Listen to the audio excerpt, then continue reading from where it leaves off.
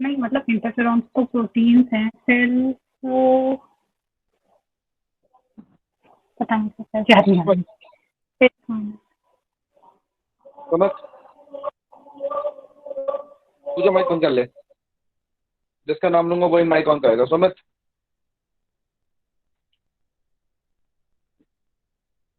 Yes sir. हाँ, ये कौन ब्रिज यस सर। करता है इनेट और अडेप्टिव इम्यूनिटी को? इन्नेट और अडेप्टिव इम्यूनिटी को। हाँ, ठीक है।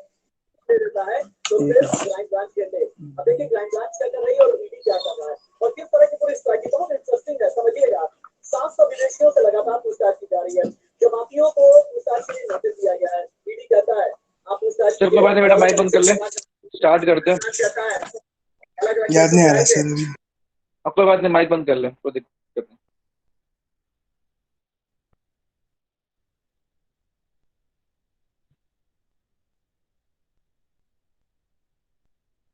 ये आप लोग को मेरी स्क्रीन नजर आ रही है सब लोगों को?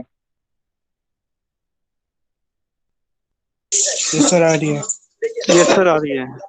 ठीक है, तो अब ध्यान से सुनिएगा। बात कर रहे हैं लास्ट क्लास में, मैं आपको थोड़ा सा अगर हल्का सा फटाफट से रिवाइज करवाऊं लास्ट क्लास का, क्योंकि आपको भूलने की थोड़ी आदत है। तो मैंने बताया था इम्यून सिस्टम दो कैटेगराइज के अंदर है, इनेट और अडेप्टिव।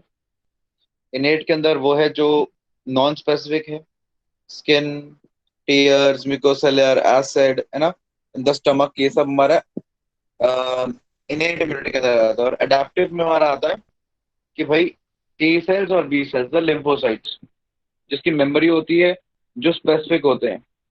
ठीक। फिर हमने बात की थी कि इसको हम तीन लाइन ऑफ डिफेंस में बांट सकते हैं, first line of defence, second line of defence and third line of defence. जो पहले काम करेगा फर्स्ट, जो उसके बाद काम करेगा सेकेंड, जो फाइनली काम करता है वो थर्ड। मतलब कि इन तीन रेखाओं को पार करके बॉडी के अंदर पैथोजन एंटर करता है। जब ये तीनों हार जाएंगे तो ही हमें डिजीज होगा। देन ये डायग्राम से बताया था कि कौन कौन से फिजिकल एंड केमिकल बैरियर्स हैं। फिर आपको बताया था कि फिजिकल और केमिकल बैरियर्स के अलावा एक चीज होती है interferons, which are actually the glycoproteins, जो वो वायरल सेल रिलीज करते हैं। और वो वायरल सेल रिलीज करते हैं जो वायरस से इन्फेक्टेड है, वो इंटरफेरॉन्स बनाते हैं, जो स्टिमुलेट करते हैं दूसरे सेल्स को, कि बताते हैं वायरस आया है, ताकि वो सेल पहले से ही रेडी हो जाए वायरस के इन्फेक्शन के लिए। तो इंटरफेरॉन्स वो रहते हैं, ये बताया था आपको। फिर आपको ये बताया था कि इनेट अडेप्टिव इम्यूनिटी हमने कैटेगराइज किया है अपने समझने के लिए, ठीक है, लेकिन है तो इम्यूनिटी। इसलिए दोनों इंडिपेंडेंट इम्यूनिटीज नहीं है, दोनों आपस में लिंक्ड है, ठीक है। जैसे कि नेचुरल किलर, जो भी एंटीजन प्रेजेंटिंग सेल्स हैं, जैसे कि macrophage, natural killers, dendritic cells, इनको हम बोलते हैं एंटीजन प्रेजेंटिंग सेल्स। मतलब ये पहले तो पैथोजन को खाते हैं और फिर उसके जो एंटीजन है या सरफेस के जो प्रोटीन्स हैं उन्हें बाकी सेल्स को प्रेजेंट करते हैं, ताकि वो पहचान जाएं कि इस तरीके के सेल आए हैं, ठीक है। तो वो लिंक है between the adaptive and innate immunity, तो दोनों इम्यूनिटीज लिंक्ड है, ये बताया था। फिर आपको ये भी बताया था किस तरीके से एडेप्टिव इम्यूनिटी काम करती है। भाई पैथोजन आता है, मैक्रोफेज उससे इंटरेक्ट करता है, और फिर वो मैक्रोफेज अदर सेल्स को बताता है, जैसे टी सेल्स, बी सेल्स। और फिर टी सेल्स एक्टिवेट होते हैं, जो दो तरीके के होते हैं, हेल्पर और cytotoxic. Helper cell other B cells को एक्टिवेट करते हैं, और साइटोटॉक्सिक सेल खुद जाके पैथोजन को क्या करते हैं, किल करते हैं। दोनों में रिसेप्टर का end of course action of mechanism का फर्क है। फिर बताया था आपको यही सब बातें आगे। और फिर मैंने आपको ये बताया था कि जैसे ही एक पैथोजन से एक्टिवेट होता है टी सेल, वो डिवाइड करने लगता है, प्रोलिफरेशन होने लगता है, डिवीजन उसका बढ़ जाता है, नंबर उसका बढ़ जाता है। कुछ मर जाते हैं, कुछ बच जाते हैं, जो मर जाते हैं वो मर जाते हैं, जो बच जाते हैं वो मेमोरी सेल कहलाते हैं और अगली बात के लिए तैयार हो जाते हैं। फिर आपको बताया था कि वही जो बता रहा था मैं कि टी हेल्पर सेल ने जाके बी सेल को एक्टिवेट किया। तो बी सेल कैसे काम करता है, बी प्लाज्मा सेल बनाता है जिससे एंटीबॉडीज बनती हैं। तो कहने का मतलब ये है कि बी सेल बहुत सारी ऐसी क्या कहते हैं एंटीबॉडीज बनाता है, जो आगे फर्दर क्या करती हैं, काम करती हैं। तो इस तरीके से बी सेल काम कर रहा था एंटीबॉडी बना के, और टी सेल काम कर रहा था खुद से, इसलिए मैंने बोला कि T cell cell mediated immunity है, मतलब कि सेल उस इम्यूनिटी को मेडिएट कर रहा है। और बी सेल ह्यूमोरल है, क्योंकि बी सेल में एंटीबॉडी बन रही है जो ब्लड के थ्रू काम कर रही है।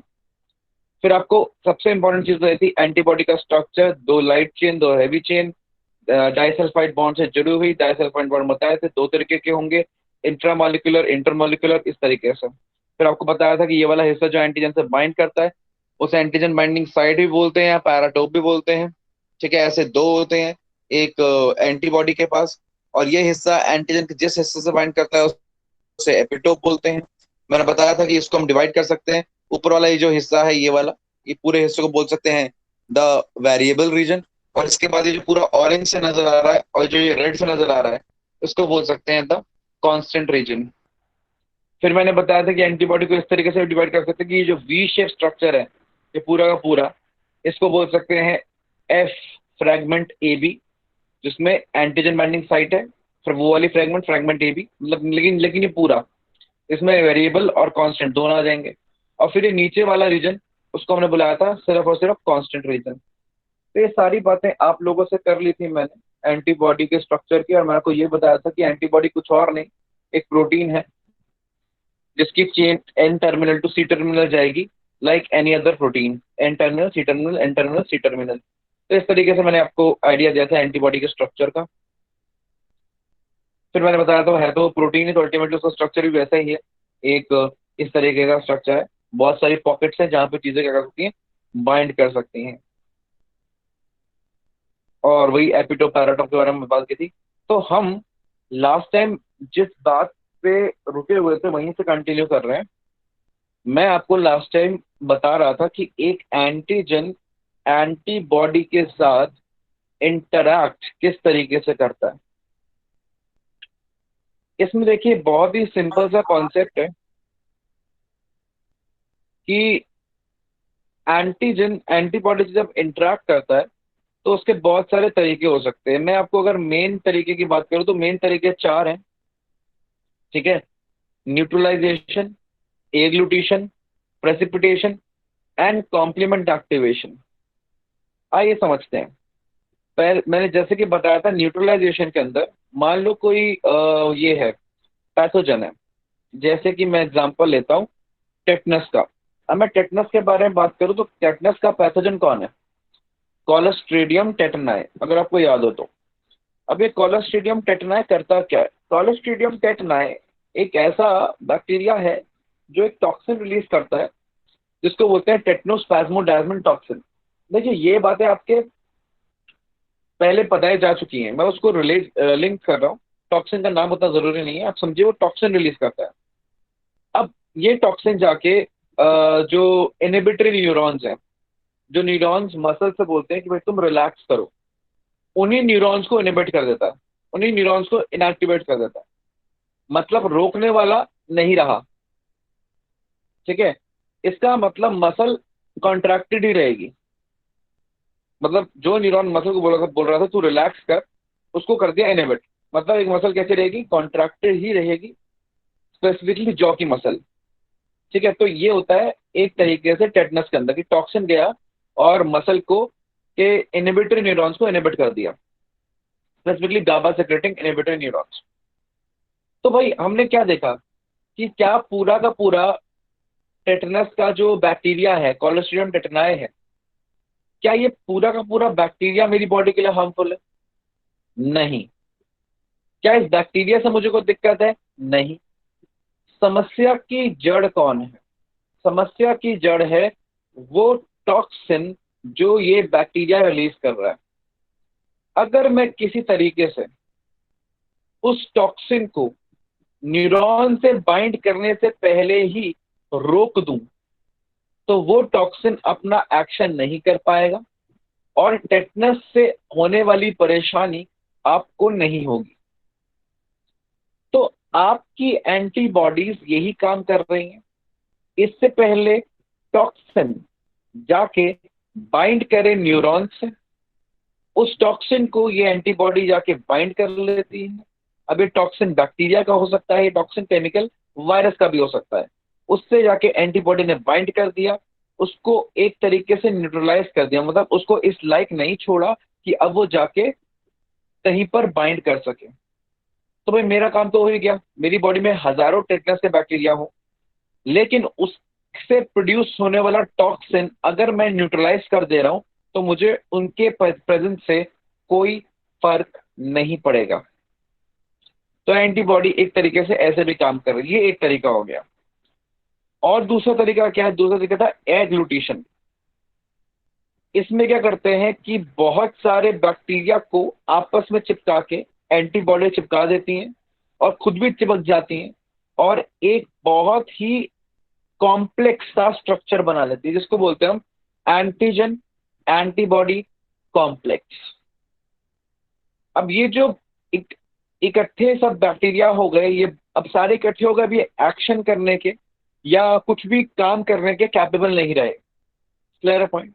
तो इनको एक तरीके से इनएक्टिवेट कर दिया गया, एग्लूटिनेट कर दिया गया, इकट्ठा कर दिया गया, ग्रुप बना दिया गया, इनका सबका कॉम्प्लेक्स बना दिया गया। आ रही है बात समझ में? ओके। तीसरा है प्रेसिपिटेशन। इसमें क्या है कि भाई antigen in was soluble in plasma. अब क्योंकि वो सॉल्युबल इन प्लाज्मा था, तो जो मैक्रोफेजेस थे या अदर फैगोसाइट्स थे, वो लोग इसको ना वो नहीं पकड़ नहीं सकते, क्योंकि ये सॉल्युबल इन प्लाज्मा है। तो एंटीबॉडी ने क्या किया? उसने इससे बाइंड किया और इसको इनसॉल्युबल बना दिया। आपको केमिस्ट्री में पता है कि कोई चीज जो सॉल्युबल से इनसॉल्युबल हो जाती है वो प्रेसिपिटेट बन जाती है और तैर के ऊपर आ जाती है। इसी तरीके से ये कॉम्प्लेक्स प्रेसिपिटेट बन गया, तैर के ऊपर आ गया। अब इसका इजीली फैगोसाइटोसिस किया जा सकता है बाय अदर मैक्रोफेजेस। तो इन तीनों चीजों से आपने जब भी डिग्रेडेशन किया पैथोजन का, आपने कॉम्प्लेक्स बनाए। इन कॉम्प्लेक्स का आप कर सकते हो फैगोसाइटोसिस, मतलब इसको अदर मैक्रोफेजेस खा जा सकते हैं, जिससे बैक्टीरिया डिग्रेड हो जाएगा। ठीक है? या इससे होगा इन्फ्लामेशन, जैसे बॉडी रेडी हो जाएगी। जैसे इन्फ्लामेशन में क्या होगा? टेम्परेचर राइज हो जाएगा। ठीक है? जिससे और बैक्टीरिया ग्रोथ नहीं होगी। ब्लड वेसल्स डायलेट कर जाएंगी, जिससे और ब्लड आएगा और WBC आएंगे और उस जगह पे जाके और अटैक करेंगे। तो ये सारी चीजें हो जाती हैं, इनके आफ्टर इफेक्ट्स हैं। ये कर क्यों रहे हैं भैया? सिर्फ बैक्टीरिया पकड़ लेने से तो काम तो नहीं चलेगा ना। बैक्टीरिया पकड़ लिया, तब इसको पकड़ के रखे नहीं, इसको जाके मैक्रोफेजेस खा जाएंगे। तो इस तरीके से एंटीबॉडी आपके बॉडी के पैथोजेंस को डिग्रेड करते हैं। और कौन से पैथोजन से को डिग्रेड करेंगे वो स्पेसिफिक है एंटीबॉडी टू एंटीबॉडी। क्यों स्पेसिफिक है? क्योंकि उसको एक स्पेसिफिक बी सेल ने बनाया है। मान लीजिए एंटीबॉडी टेटनस के ही बैक्टीरिया को जाके डिग्रेड करते हैं। तो क्यों टेटनस के बैक्टीरिया को डिग्रेड करते हैं? क्योंकि उनको ऐसे बी सेल ने बनाया है जो टेटनस के बैक्टीरिया की वजह से ही एक्टिवेट हुए हैं। बट टेटनस का बैक्टीरिया आया, मैक्रोफेज ने पकड़ा, टी सेल को, टी हेल्पर सेल को बताया, टी हेल्पर सेल ने बी सेल को बताया, तो बी सेल ने उसी के स्पेसिफिक बनाई ना एंटीबॉडी। तो क्यों ये स्पेसिफिक होते हैं? क्योंकि ये उसी पर्टिकुलर बैक्टीरिया से ही एक्टिवेट हुए हैं। और मान लो आज ये एंटीबॉडी डिग्रेड भी हो गई, कुछ तो बची होंगी। जो बची होंगी वो अगली बार जब कोई बैक्टीरिया आता है तो उस पर अटैक करेंगी, या जो बचे हुए बी सेल्स हैं जो अगली बार बैक्टीरिया आता है उस पर अटैक करेंगे। तो मेमोरी भी आ गई। ये सारी चीजें लिंक्ड है आपस में। आखिरी में जो एंटीजन एंटीबॉडी इंटरैक्शन मैं आप लोगों के साथ डिस्कस करना चाहता हूं वो है कॉम्प्लीमेंट सिस्टम। कॉम्प्लीमेंट सिस्टम आप इस तरीके से समझ लीजिए कि हमारे देश के एक स्पेशल स्क्वाड है 20-30 लोगों का। जैसे होता है ना, एक स्पेशल टीम बनाई जाती है 30 लोगों की, जो कोई भी पैथोजन आएगा तो उसको किल करने के सबसे स्मार्ट वर्कर्स हैं। तो ऐसे ही कॉम्प्लीमेंट मॉलिक्यूल्स हैं 20-30, ये 30 से 32 प्रोटीन्स का एक ग्रुप है जो कि पैथोजन की खबर मिलते ही उसको डिग्रेड करने पहुंच जाता है। पता चला पैथोजन यहाँ है, उसको डिग्रेड करने पहुंच गए। तो उस तरीके से भी काम करता है एंटीजन एंटीबॉडी। आइए इसको थोड़ा डिटेल में समझते हैं। एक आइडिया लेते हैं कॉम्प्लीमेंट सिस्टम का। तो ये है कॉम्प्लीमेंट सिस्टम। इसमें 20 से 30 प्रोटीन होते हैं जो कैपेबल हैं सेल को डिग्रेड करने में। आइए देखते हैं कैसे। एक तरीका है क्लासिकल पाथवे। क्लासिकल पाथवे में क्या है ना कि जो एंटीजन है वो थोड़ा सा सिंपल है। देखिए, जब एंटीजन बहुत ही कॉम्प्लेक्स होता है या एक ह्यूमन के प्रोटीन से बहुत ही ज्यादा अलग होता है तो बॉडी के छोटे मोटे सेल भी उसे पहचान लेते हैं, ठीक है ना। कॉम्प्लीमेंट के प्रोटीन्स डायरेक्टली उससे बाइंड करते हैं। जैसे कि आप देखिए अल्टरनेट पाथवे में, अल्टरनेट पाथवे में क्या है, जो पैथोजन है वो जैसे ये वाला, ये हाईली कॉम्प्लेक्स है, ये पैथोजन हाईली कॉम्प्लेक्स था, तो ये प्रोटीन गए उससे बाइंड किए सर और स्क्रीन नहीं आ बाइंड रही करने। सर आपकी स्क्रीन बंद हो गई। स्क्रीन ऑब्जर्व होना बंद हो गई। हम्म। अभी आ रही है? No sir. एक मिनट रुको। आप एक काम कीजिए ना, आप लोग मेरी जो मेरा जो ये है अकाउंट है उसको आप पिन करते हो यस सर। सब सर सब किसी लोग ने पिन सब। प्रेजेंटेशन ऑन कर दिया अपना, उसकी वजह से ऑफ हो गया आपकी स्क्रीन। किसने प्रेजेंटेशन ऑन किया है? पता नहीं सर। देखिए, कोई अपना प्रेजेंटेशन ऑन ना करे। आप अपना प्रेजेंटेशन ऑन करेंगे तो फिर मेरा प्रेजेंटेशन बंद हो जाएगा। तो जिसने प्रेजेंटेशन ऑन किया अपना, वो अपना प्रेजेंटेशन ऑफ करे, अपना माइक ऑफ करे।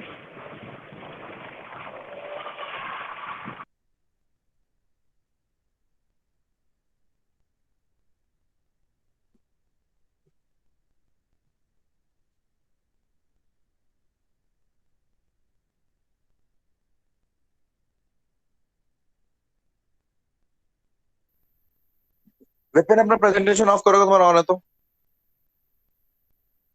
काफी है।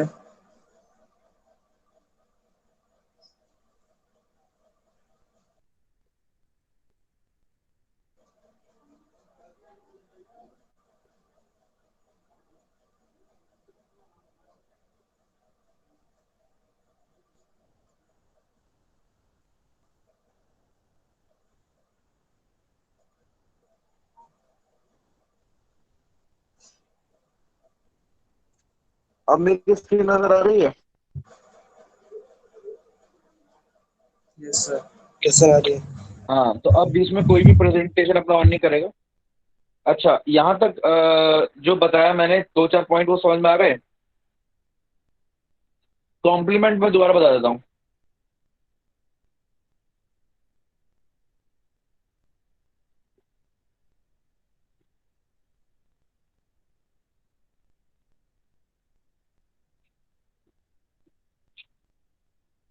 यहाँ तक जो बताया समझ में आ गया भाई?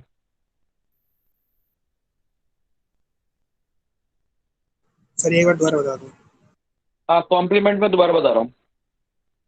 कॉम्प्लीमेंट सिस्टम की अगर हम बात करें तो कॉम्प्लीमेंट क्या है ना, ग्रुप ऑफ प्रोटीन्स है। जैसे कि ये पैथोजन हो गया, इसको किल करना है तो इनको पता है पैथोजन को किल कैसे किया जाता है कि भाई यहाँ बाइंड किया, सबने 10-12 प्रोटीन ने जो बाइंड किया, बाइंड करके आप देख रहे हो नीचे डायग्राम में एक तरीके का पोर बना दिया, ओपनिंग बना दी। ठीक है, जैसे आप इस डायग्राम में देखो तो एक ओपनिंग बना दी, ये ओपनिंग है, ठीक है ना।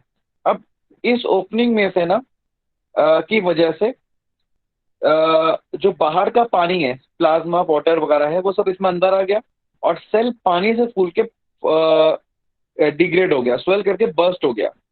तो कॉम्प्लीमेंट सिस्टम सेल की लाइसिस करते हैं कैसे, प्रोटीन्स जाते हैं, बाइंड करते हैं, पोर बनाते हैं, उस पोर से पानी अंदर आता है और सेल डिग्रेड कर जाता है। लेकिन ये तभी हो पाएगा जब वो पहचान जाए कि ये फॉरेन पैथोजन है। ठीक है भाई, मान लो कोई आतंकवादी है, ठीक है, और वो AK-47 लेके घूम रहा है सड़कों पे, तो आप तो लोग इजीली तो पुलिस पुलिस और रॉ वाले इजीली पहचान जाएंगे आतंकवादी, उसको फटाफट पकड़ लेंगे। तो वही सिस्टम है आपका अल्टरनेट पाथ। वो इतना कॉम्प्लेक्स है, इतना अलग है कि वो साफ दिख रहा है, उसकी इंफॉर्मेशन है, उसके DNA प्रिंट्स हैं, फिंगरप्रिंट्स हैं, आपने इजीली पहचान लिया। लेकिन कभी कभार कोई ऐसा भी हो सकता है, ठीक है, कोई चोर या कोई आतंकवादी, कोई ऐसा भी हो सकता है जो बीच में छुप के रह रहा हो, फिर उसको पहचानना मुश्किल हो जाता है भाई। फिर उसकी इंफॉर्मेशन कोई स्पेशलाइज पर्सन निकाल के देता है और तभी एक्सपर्ट जाके उसको अटैक करते हैं, डिग्रेड करते हैं, जो भी करते हैं। तो वही सिस्टम क्लासिकल पाथवे में भी है। कभी कभार ऐसा हो सकता है कि जो पैथोजन है वो हमारे बॉडी के प्रोटीन से या हमारे बॉडी के सेल से ज्यादा अलग नहीं है, तो नॉर्मल सेल उसे पहचान नहीं पा रहे। लेकिन एंटीबॉडी क्योंकि स्पेशलाइज्ड है, खास है, एकदम अलग है, बहुत सारे वेराइटी की है, इसलिए एंटीबॉडी उसे पहचान सकती है। तो उस केस में क्या होता है, पहले एंटीबॉडी जाती है, उसको पहचानती है कि ये पैथोजन है, और जब एंटीबॉडी ने उसको पहचान लिया, ठीक है, वो उसको किल करने की क्षमता नहीं रखती, बस पहचान लिया, बाइंड कर गई। अब क्या हुआ, अब एंटीबॉडी से बाइंड करने के बाद उसकी कॉम्प्लेक्सिटी बढ़ गई, इतनी बढ़ गई कि अब उसको हमारे कॉम्प्लीमेंट सिस्टम के जो प्रोटीन्स हैं वो उसे रिकॉग्नाइज कर पा रहे हैं, जो पहले नहीं कर पा रहे थे अब कर पा रहे हैं। तो अब कॉम्प्लीमेंट सिस्टम जाएगा और इसी तरीके से वापस से क्या करेगा, काम करेगा, बाइंड करके लाइसिस कर देगा उस सेल की। तो मतलब कॉम्प्लीमेंट दोनों तरीके से काम कर सकता है, इंडिपेंडेंटली भी काम कर सकता है, और अगर पैथोजन थोड़ा कॉम्प्लेक्स हो तो फिर थोड़ा मतलब कि थोड़ा सिंपलर हो तो फिर उस केस में वो एंटीबॉडी की मदद से भी कर सकता है, काम कर सकता है। तो इस तरीके से हमने ये एंटीबॉडी का एक और फंक्शन देखा कि वो कॉम्प्लीमेंट सिस्टम को एक्टिवेट करने में भी हेल्प करता है। आ रही है बात समझ में? तो ओवरऑल आपको बस इतना समझाना था कि एंटीबॉडी किस तरीके से काम करती है, न्यूट्रलाइजेशन से, एग्लूटिशन से, प्रेसिपिटेशन से, या कॉम्प्लीमेंट एक्टिवेशन से। ये सारे एक्शन एंटीबॉडी है, मकसद एक ही है, पैथोजन को किसी तरीके से डिग्रेड करना। ठीक, आगे समझते हैं। आगे मेरे पास ये एक चार्ट है जिसमें एंटीबॉडीज के बारे में है, अलग अलग तरीके की एंटीबॉडीज के बारे में है। अब आपको मैं जितने पॉइंट्स मेजरली बताऊंगा ना उतने याद रखना, मेरी बात ध्यान से सुनना। सबसे पहले आ रहे हैं हम आईजी। अच्छा, एंटीबॉडीज कितने तरीके की होती हैं, इनको हम एंटीबॉडी के आइसोटाइप्स भी बोलते हैं, आइसोटोप्स नहीं, आइसोटाइप्स। तो कोई पूछेगा एंटीबॉडी के कितने आइसोटाइप्स हैं, तो आप बोल सकते हो सिंपली 5 आइसोटाइप्स हैं, जिसको हम बोलते हैं गामा, आइसोटाइप गामा, ठीक है, आइसोटाइप म्यू, अल्फा, डेल्टा, ईटा। गामा के लिए हमने वर्ड यूज किया जी, तो एंटीबॉडी टाइप हो गई जी। और क्योंकि एंटीबॉडी जो है, आपको मैंने बताया प्रोटीन है, कैसा प्रोटीन है, ग्लोबुलर प्रोटीन है। प्रोटीन 2 तरीके के होते हैं, एक होते हैं फाइब्रस और एक होते हैं ग्लोबुलर। फाइब्रस जैसे सर आपकी स्क्रीन चली गई है। सर ये स्क्रीन बीच में जा कैसे रही है ये बताओ सर। अंकित शर्मा ने प्रेजेंट करा था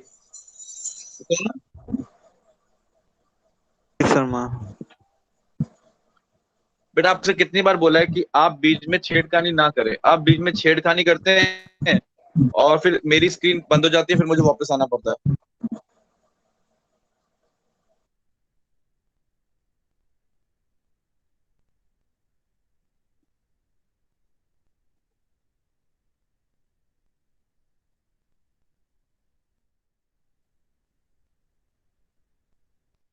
अब नजर आ रही है ना? सर नजर आ रही है। हाँ, तो मैं क्या बोल रहा था आपसे, जैसे कि आप सुन रहे थे ध्यान से, मैंने आपको बताया कि प्रोटीन बेटा 2 तरीके के होते हैं भाई। एक हो गए फाइब्रस, जैसे केराटिन हो गया, है ना, keratin protein, collagen protein, elastin protein, है ना। तो ये जो प्रोटीन्स हैं, या वो माइक्रोट्यूब्यूल बनाने वाले प्रोटीन्स, ये फाइब्रस हैं, ये फाइबर स्ट्रक्चर बनाते हैं, लंबे लंबे फाइबर स्ट्रक्चर बनाते हैं, इनको फाइब्रस बोल दिया। दूसरे होते हैं ग्लोबुलर प्रोटीन्स, ठीक है। अच्छा, तो एंटीबॉडी किस तरीके का प्रोटीन है? ऑफकोर्स फाइब्रस तो है नहीं, ग्लोबुलर है। तो अच्छा, ग्लोबुलर प्रोटीन हेल्प किसमें कर रहा है? इम्यूनिटी में, तो इसलिए बोल दिया इसको इम्यूनोग्लोबुलिन। अच्छा, एक बात बड़ी इंपॉर्टेंट है, ये आपको समझनी जरूरी है कि ग्लोबुलर प्रोटीन्स में ना आपके 3 तरीके के होते हैं जनरली, ठीक है। जनरली 3 तरह के कौन से प्रोटीन होते हैं ग्लोबुलर? अल्फा, बीटा और गामा, ये अलग कैटेगरीज है। जैसे बोला ना XYZ ABC, तो 3 नाम दीजिए ग्लोबुलर प्रोटीन्स को, अल्फा, बीटा और गामा। अल्फा जैसे कि फॉर एग्जांपल अल्फा 1 एंटीट्रिप्सिन, आपने नाम सुना, आप नीट की तैयारी कर रहे हो, तो अल्फा 1 एंटीट्रिप्सिन वो प्रोटीन है जो एम्फाइसमा यानी जो लंग का डिसऑर्डर है एम्फाइसेमा, अगर आपने रेस्पिरेटरी में पढ़ा है एम्फाइसेमा, और अल्फा 1 एंटीट्रिप्सिन बायोटेक्नोलॉजी में पढ़ा है आपने, तो दोनों को लिंक करके बता रहा हूँ कि अल्फा 1 एंटीट्रिप्सिन जो है जिसमें जो वो एक तरीके का अल्फा ग्लोबुलिन है, ठीक है ना। अच्छा, कुछ होते हैं बीटा ग्लोबुलिन्स, आ रही बात समझ, जैसे बीटा लैक्ट एल्बुमिन, अगेन बायोटेक्नोलॉजी का में आया है बीटा लैक्ट एल्बुमिन का टर्म। बीटा लैक्ट एल्बुमिन एक प्रोटीन है जो काउ के मिल्क में प्रेजेंट होता है। ह्यूमंस में होता है अल्फा लैक्ट एल्बुमिन यानी अल्फा टाइप का ग्लोबुलिन, और काउज में होता है बीटा लैक्ट एल्बुमिन, ठीक है ना। आपने पढ़ा होगा बायोटेक्नोलॉजी में, अगर रीड किया होगा चैप्टर तो, कि भाई अल्फा लैक्ट एल्बुमिन जो है वो ह्यूमंस जो है वो इजीली डाइजेस्ट कर पाते हैं, ठीक है, लेकिन बीटा लैक्ट एल्बुमिन नहीं कर पाते। इसकी वजह से गाय का दूध जो है या भैंस का दूध जो है वो इजीली डाइजेस्ट नहीं हो पाता ह्यूमन बेबीज को। तो हमने क्या किया, रोजी काउ ली, रोजी काउ के अंदर हमने अल्फा लैक्ट एल्बुमिन की जीन डाल दी, तो अब रोजी काउ बीटा लैक्ट एल्बुमिन की जगह अल्फा लैक्ट एल्बुमिन वाला मिल्क दे रही थी, ठीक है ना। तो अब वो अल्फा लैक्ट एल्बुमिन वाला जो मिल्क था वो इजी टू डाइजेस्टेबल है, मतलब easy to digestible for human babies है। मतलब हमने काउ को ऐसे मॉडिफाई किया, रोजी काउ को, कि अब वो दूध तो दे रही है काउ, लेकिन वो इजी टू डाइजेस्ट है फॉर ह्यूमंस, क्योंकि उसमें बीटा की जगह अल्फा लैक्ट एल्बुमिन है। तो वहां से मैं बता रहा हूँ कि अलग अलग तरीके के प्रोटीन होते हैं, अल्फा, बीटा, और तीसरी कैटेगरी कौन सी होती है, गामा। अब इस गामा ग्लोबुलिन्स के अंदर आते हैं आपके इम्यूनोग्लोबुलिन्स। तो कोई पूछे आपसे कि इम्यूनोग्लोबुलिन्स कौन सी कैटेगरी ऑफ ग्लोबुलिन, तो दैट इज गामा ग्लोबुलिन। तब एक बार पूछा भी गया, एक क्वेश्चन भी आता है कि अगर आपको जानना हो, ठीक है, कि उस पेशेंट के पास एंटीबॉडीज हैं या नहीं, तो आप सीरम को कौन से वाले ग्लोबुलिन्स के लिए टेस्ट करोगे। तो बट ऑब्वियसली बात है, आप एंटीबॉडीज के लिए टेस्ट करोगे सीरम को, है ना। तो अब सीरम को टेस्ट करोगे एंटीबॉडीज के लिए, तो उसमें कौन से वाले ग्लोबुलिन्स बनेंगे स्पेसिफिकली जो आपकी इम्यूनिटी के लिए रिस्पॉन्सिबल है, तो आंसर इज गामा ग्लोबुलिन्स। तो याद रखना, आपके एंटीबॉडीज आर गामा ग्लोबुलिन्स। अब इन गामा ग्लोबुलिन्स या गामा इम्यूनोग्लोबुलिन्स को फर्दर और कैटेगरीज में बांटा हुआ है, जैसे IgG immunoglobulin type G, IgM immunoglobulin type M, IgA immunoglobulin type A, IgD immunoglobulin type D, IgE immunoglobulin type E, ठीक है। इनके ग्रीक नेम्स थे gamma, mu, alpha, delta, E, eta, जिसको हमने गामा को बना दिया G, म्यू को बना दिया M, अल्फा को बना दिया A, डेल्टा को बना दिया D, ईटा को बना दिया E। ये अल्फा, बीटा, डेल्टा अलग हैं, और वो जो मैंने इम्यूनोग्लोबुलिन अल्फा, बीटा, गामा बताया वो अलग है, ठीक है ना। वो ब्रॉड कैटेगरी है। खैर, तो हम इसलिए हम इस अल्फा बीटा को यूज नहीं करेंगे, हम यूज करेंगे IgG, M, SM। तो IgG के बारे में मैं सब एंटीबॉडीज के बारे में ना मैं आपको दो या एक इंपॉर्टेंट पॉइंट बता रहा हूँ, वो आप याद रखेंगे। IgG एंटीबॉडी, अब इसके बारे में आप सबसे पहले ध्यान से समझिए कि IgG खास क्यों है। IgG 2-3 वजह से बहुत खास है। पहली वजह IgG के खास होने की कि IgG वो एंटीबॉडी है जो बॉडी में सबसे ज्यादा अमाउंट में पाई जाती है। 80% ऑफ एंटीबॉडीज हमारी बॉडी में IgG टाइप की, ठीक है। तो कोई आपसे पूछता है कि सबसे ज्यादा एंटीबॉडी कौन सी है, तो आप बोलोगे IgG एंटीबॉडीज। अगला कॉन्सेप्ट समझिए, IgG इकलौती ऐसी एंटीबॉडीज हैं जो कैपेबल हैं कि वो प्लेसेंटा को पार कर सकें। आपको पता है कि सर आवाज नहीं आ रही आपकी। किसका माइक खुला है बेटा, किसी का माइक ओपन है, ऑफ कर दीजिए, आ जाएगी आवाज। अब आ रही है आवाज? सर आवाज आ रही है आपकी।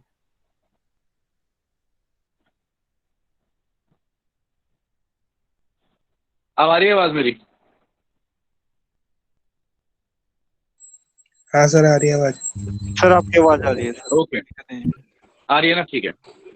तो मैं ये बता रहा था कि IgG इकलौती ऐसी एंटीबॉडी जो प्लेसेंटा को पार कर सकती है। देखो आपको पता है ये रिप्रोडक्शन से कि भाई ह्यूमन का जो ब्लड है जो फीटस का ब्लड होता है और जो मदर का ब्लड होता है, वो दोनों ब्लड आपस में मिलते नहीं है।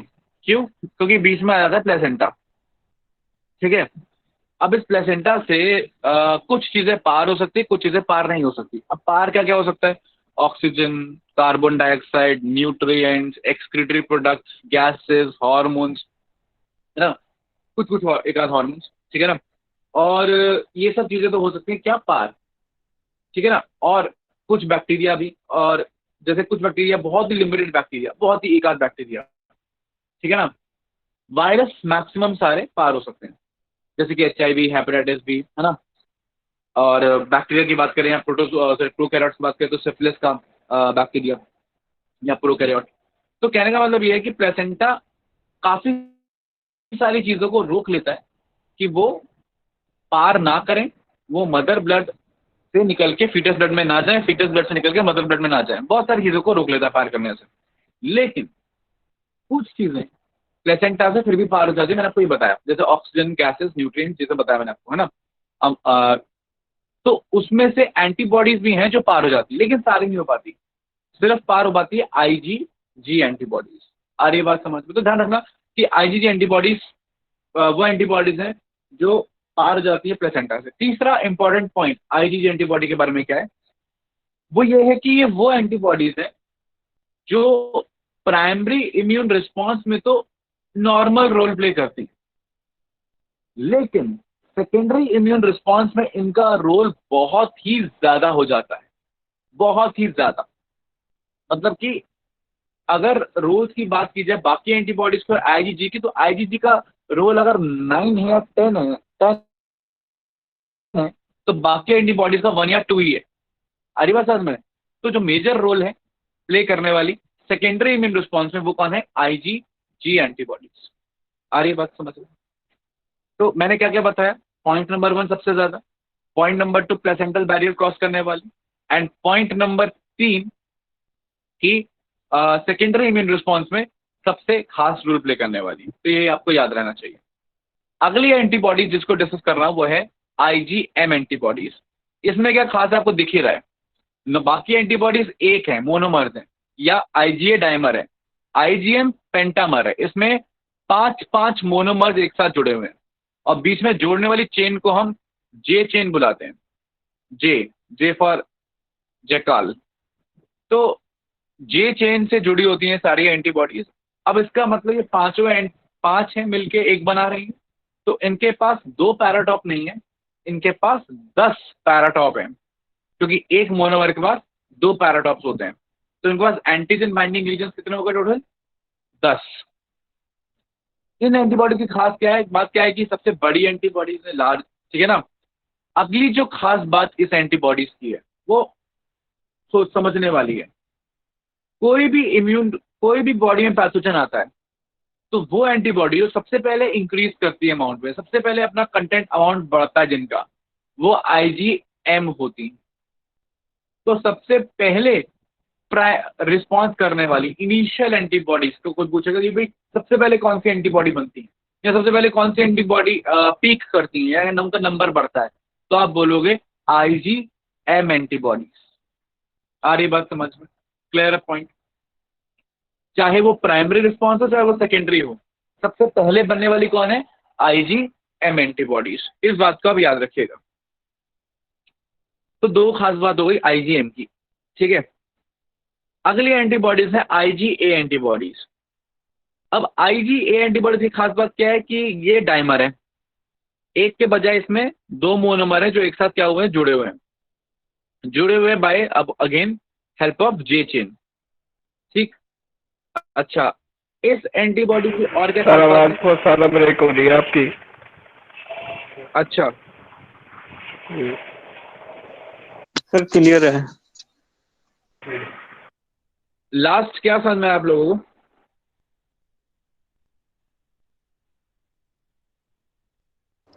नेटवर्क इश्यूज आवाज की वजह ब्रेक से होने हो की रहा वजह है। नेटवर्क इश्यूज की वजह से हो रहा है, वैसे सबको आ किससे रही है वजह से? Network issues. अच्छा, ओके सर ओके आपकी ओके वॉइस प्रॉपर क्लियर है। वैसे सबको आ रही ओके है बात। Okay okay. तो जिसका नेटवर्क इशू है वो अपना नेटवर्क को थोड़ा देखे, ठीक है। और कोई बात नहीं, अगर आपका किसी पॉइंट पे अगर नेटवर्क इशू भी हो जाता है ना, लेट्स से आपको किसी पॉइंट पे नेटवर्क इशू हो गया, तो आप मुझसे बोल दो कि सर मेरा को समझ में नहीं आया, मेरा नेटवर्क इशू हो गया था, मैं दोबारा आपको बता दूंगा। और फिर भी अगर आपका नेटवर्क इशू रहता है तो आपकी ये प्रेजेंटेशन ऑनलाइन अपलोड भी हो जाती है।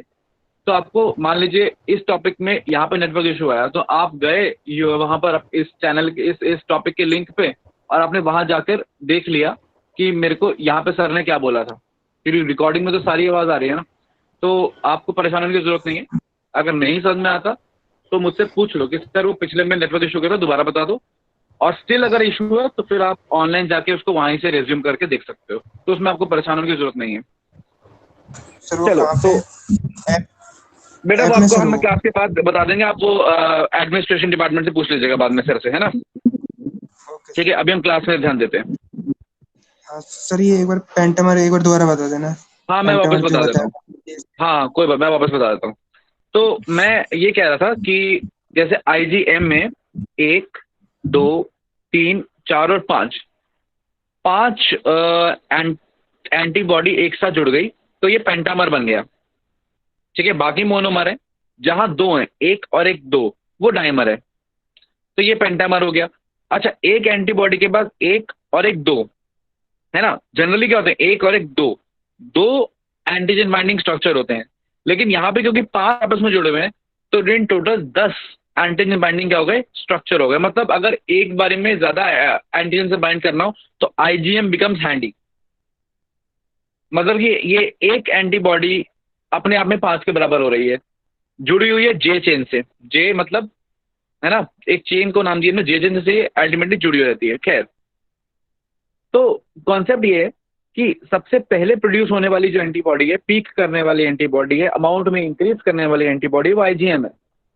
तो IgM के बारे में खास बात क्या हो गई कि ये पेंटामर है और सबसे पहले प्रोड्यूस होती है, अमाउंट में इंक्रीज होती है। ठीक, अच्छा अगली एंटीबॉडी IgA है। ए के बारे में क्या खास बात है? ए की खास बात यह है कि ये सेक्रीशंस के अंदर जो एंटीबॉडी प्रोड्यूस होती है उसमें मैक्सिमम अमाउंट में IgA रहती है। बाय एग्जांपल, अगर म्यूकोसल सेक्रीशंस हैं, म्यूकोसा से सेक्रीशंस हो रही हैं, उन सेक्रीशन में एंटीबॉडीज हैं, तो वो एंटीबॉडीज मेनली कौन सी होंगी? IgA होंगी। जैसे कि मिल्क है, मदर्स मिल्क है, मदर्स मिल्क एक सेक्रीशन है। आपको पता है ना कि मदर्स मिल्क भी एक बच्चे की इम्यूनिटी स्ट्रॉन्ग करने के लिए रिस्पॉन्सिबल होता है, क्योंकि उसमें एंटीबॉडीज होती हैं, तो वो तो सेक्रीशन है। और सेक्रीशन में सबसे ज्यादा एंटीबॉडी कौन सी होती है? IgA होती हैं। मैंने ऐसा नहीं बोला कि किसी भी सेक्रेशन में सिर्फ IgA होंगी, नहीं, किसी भी सेक्रेशन में IgA भी होगी, E भी होगी, M भी होगी, G भी होगी, सब तरीके की होंगी। लेकिन 90% से ज्यादा मैक्सिमम जो एंटीबॉडीज होंगी एक सेक्रेशन में, वो कौन सी होंगी? IgA होंगी। क्लियर है पॉइंट? आ रही बात समझ में? तो IgA एंटीबॉडीज ओवरऑल तो परसेंटेज में कम है, 13% है, या 10 से 15% होती है पूरी बॉडी में, लेकिन अगर सेक्रेशन की बात आएगी तो उनमें इनका कंसंट्रेशन सबसे हाई रहता है। ठीक है, तो IgA की एक खास बात हो गई, डाइमर हो गई, मतलब 2 है इसमें, और प्लस सेक्रेशन से मिलने वाली एंटीबॉडी IgA।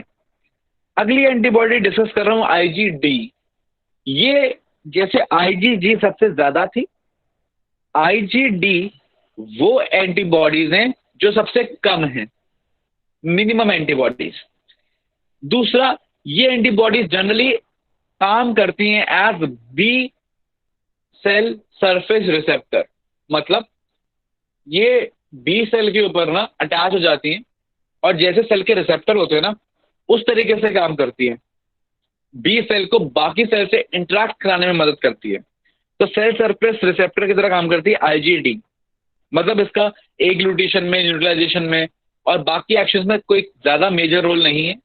ठीक है, इसका role majorly interaction, cell to cell interaction में ज्यादा रोल है। आखिर में है हमारे पास IgE। इसकी खास बात क्या है? ये एंटीबॉडी एलर्जिक रिस्पॉन्स के लिए रिस्पॉन्सिबल होती है। मतलब एलर्जीज में जो एंटीबॉडी रोल प्ले करती है वो IgE है। मान लीजिए आपको किसी चीज से एलर्जी है, तो एलर्जिक रिस्पॉन्स जो आपके मास्ट सेल देते हैं या बेसोफिल्स देते हैं, वो allergic response actually is given by IgE। होता क्या है कि पहले ये जो एंटीबॉडी है ये एलर्जन से बाइंड करती है, एलर्जन से बाइंड करके ये आपके बेसोफिल या मास्ट सेल से बाइंड करती है, बेसोफिल या माइस सेल से बाइंड करके ये एंटीबॉडी बेसोफिल्स में से हिस्टामिन रिलीज कराते हैं या मास्ट सेल में से हिस्टामिन रिलीज कराते हैं। और आपको पता है कि हिस्टामिन रिस्पॉन्सिबल होते हैं इन्फ्लामेशन के लिए, इसलिए हम इन्फ्लामेशन या एलर्जी को दूर करने के लिए एंटी हिस्टामिन खाते हैं। ठीक है, एलर्जी हम एक टॉपिक में इम्यूनिटी में पढ़ेंगे अलग से। तो आईजी एलर्जी के लिए हो गई। तो अब आपके लिए सिंपल है, किसी ने बोला एलर्जी आईजीई, किसी ने बोला बॉडी सिक्रीशंस आईजीए, किसी ने बोला पेंटामर आईजीएम, किसी ने बोला पहली एंटीबॉडी कौन सी प्रोड्यूस होती है, आप बोलो आईजीएम, कोई बोलेगा सबसे ज्यादा एंटीबॉडी कौन सी आईजीजी, कोई बोले प्लेसेंटल बैरियर कौन सी क्रॉस कर सकती है आईजीजी। तो इन सब एंटीबॉडीज के आपको स्पेसिफिक फंक्शंस क्लियर हो गए, तो कैसा भी क्वेश्चन आता है तो आप उसको आंसर कर सकते हैं। अब इनको आगे समझाने के लिए आईजीजी और आईजीएम को, प्राइमरी और सेकेंडरी इम्यून रिस्पॉन्स को, एक ये फ्लो चार्ट है, आप ध्यान से देखो कि इसको मैं 2 में बांट देता हूं। लाल निशान से लेफ्ट की तरफ आपका प्राइमरी रिस्पॉन्स, उसके बाद आपका सेकेंडरी रिस्पॉन्स। ये पैथोजन पहली बार आया, ये पैथोजन दोबारा आया। अब मैं पहले ब्लू लाइन को लेकर चलूं जो एंटीबॉडी एम को रिप्रेजेंट कर रही है। तो आप देखो क्या है कि जैसे ही पैथोजन आया सबसे पहले कौन इंक्रीज हुई, आईजीएम। ठीक है, आ रही बात समझ में? सबसे पहले कौन पिक करी, आईजीएम। बाद में कौन पिक करी, आईजीजी। हालांकि आईजीजी ज्यादा बनी क्योंकि वो होती ज्यादा है, लेकिन पहले कौन गई, आईजीएम। सेकेंडरी इम्यून रिस्पॉन्स में क्या हुआ, सेकेंडरी इम्यून रिस्पॉन्स में भी आईजीएम पहले बनी, आईजीजी बाद में बनी। आ रही बात समझ में? तो पहले कौन बनती है, आईजीएम, इसलिए पहले बनने वाली एंटीबॉडी कौन सी हो गई, आईजीएम, चाहे वो प्राइमरी रिस्पॉन्स हो चाहे वो सेकेंडरी रिस्पॉन्स हो। अगला सवाल आया आईजीजी का। आईजीजी आप देखो प्राइमरी रिस्पॉन्स में आईजीजी बाद में बन रही है, लेकिन रोल अप्रोक्सीमेटली थोड़ा बराबर ही है।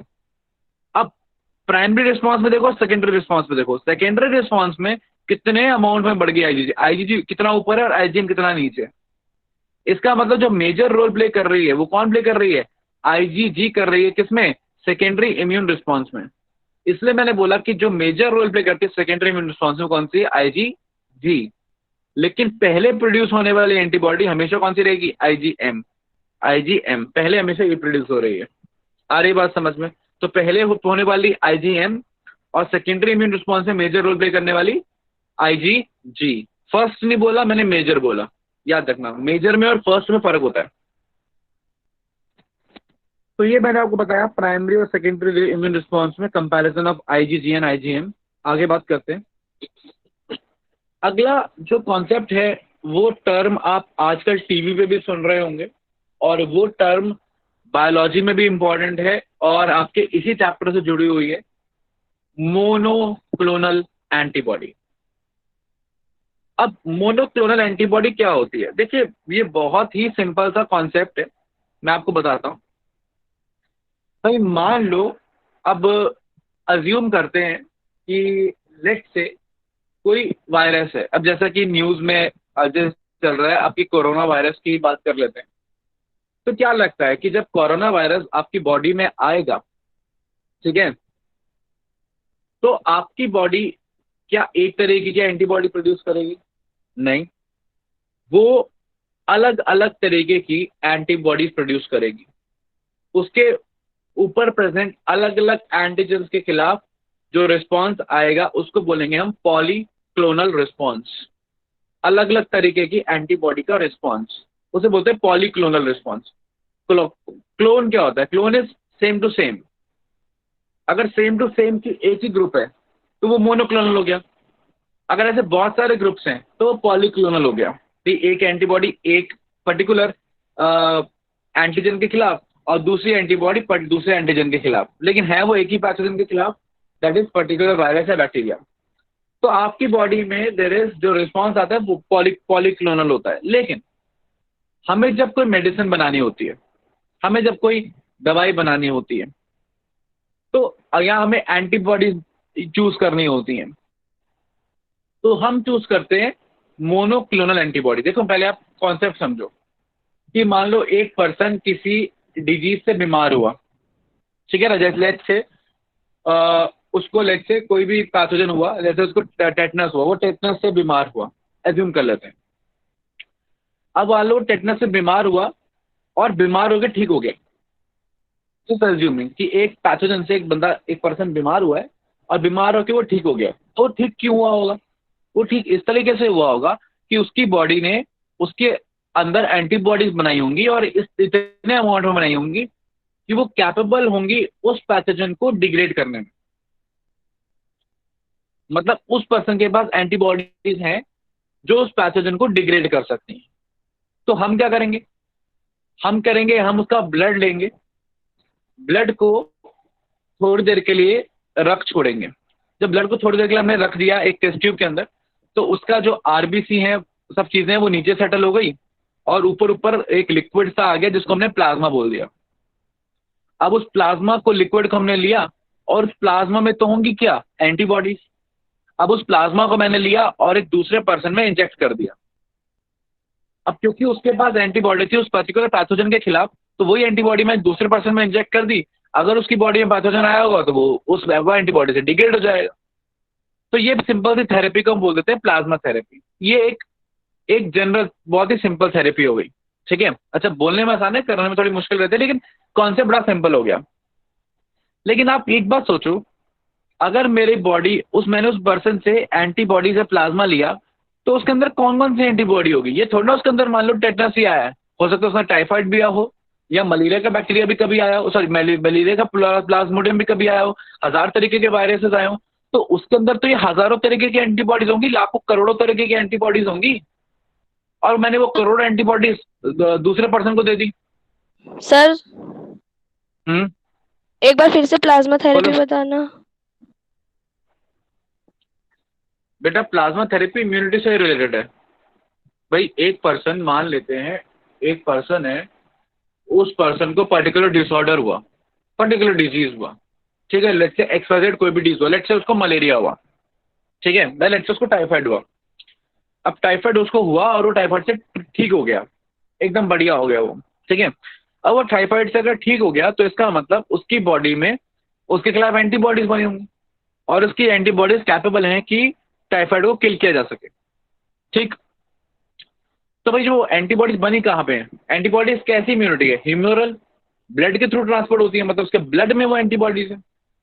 तो अब मैंने उसका ब्लड ले लिया, लेकिन क्या ब्लड में तो दो चीजें हैं, एक तो प्लाज्मा, दूसरे formed elements, RBC, WBC, platelets. तो उसकी एंटीबॉडीज किस में है? उसकी एंटीबॉडीज प्लाज्मा में है।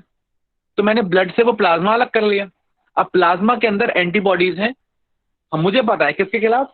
उस टाइफाइड के खिलाफ जिसकी बॉडी में, जिससे वो ट्रीट हो गया।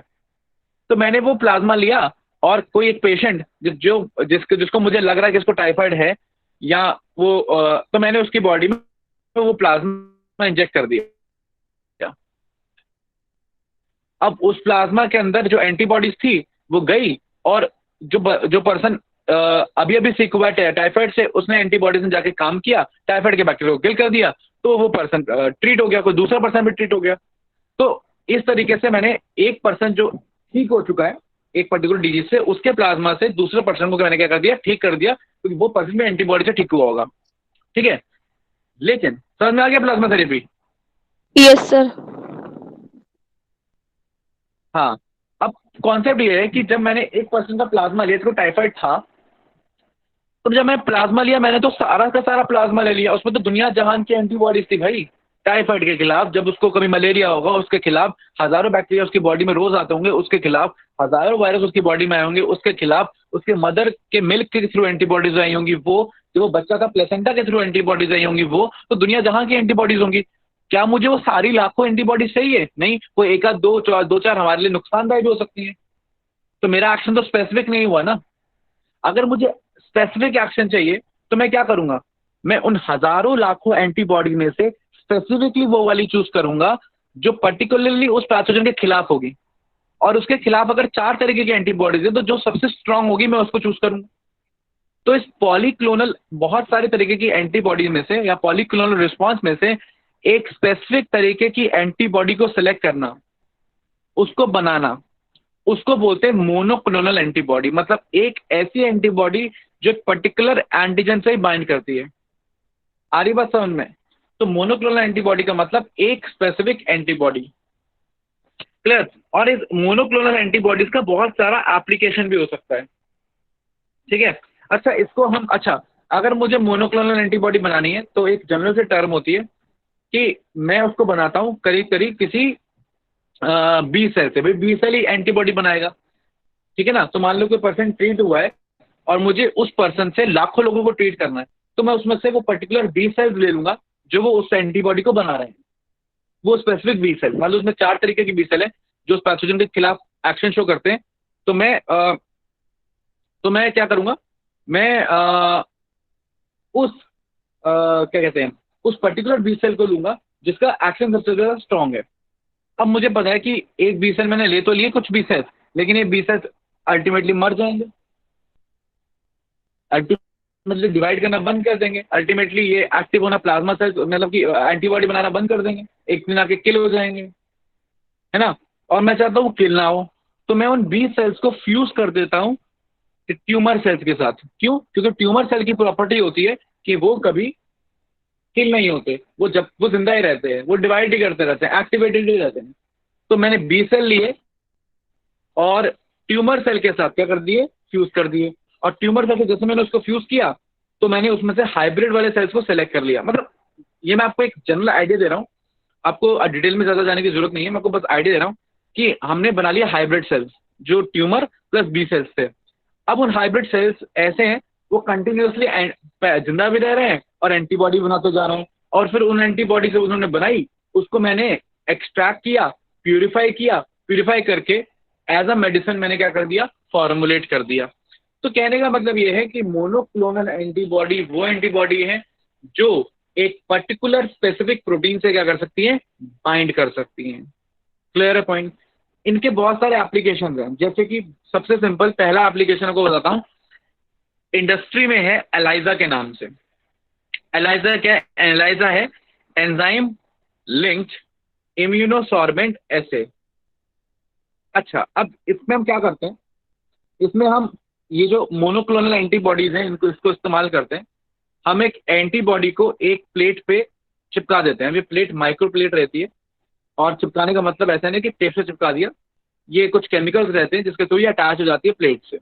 खैर, अब इस एंटीबॉडी के स्पेसिफिक हम एक पर्टिकुलर दूसरी एंटीबॉडी डालते हैं, ठीक है, और फिर एक सेकेंडरी एंटीबॉडी डालते हैं जिसके साथ एक एंजाइम लिंक्ड रहता है, और फिर हम सबस्ट्रेट डालते हैं और वो एंजाइम से बाइंड करता है, पर्टिकुलर कलर देता है। मतलब कहने का इन शॉर्ट ये है कि एलाइजा एक ऐसी टेक्नोलॉजी है जिससे हम ये पहचान सकते हैं कि एक पर्टिकुलर पर्सन की बॉडी में एक पर्टिकुलर एंटीजन है या नहीं, मतलब उसको पर्टिकुलर डिजीज हुआ है या नहीं।